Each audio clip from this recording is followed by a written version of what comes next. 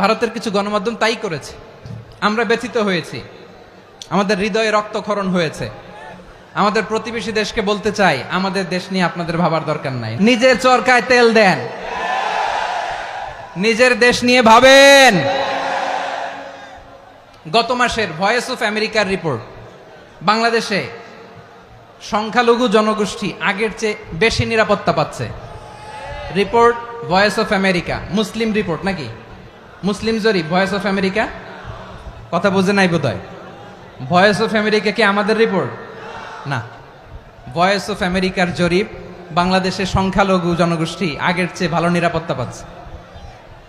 শুধু এখানেই শেষ না, মাইক্রোসফটের একটা জরিপ শোনায় আপনাদেরকে। তারা সারা পৃথিবীতে গুজব, ভুয়া আর মিথ্যা নিউজ ছড়ানোতে কোন দেশ সেরা একটা রিপোর্ট করেছে। এর মধ্যে 1 নম্বরে এসেছে ভারতের নাম।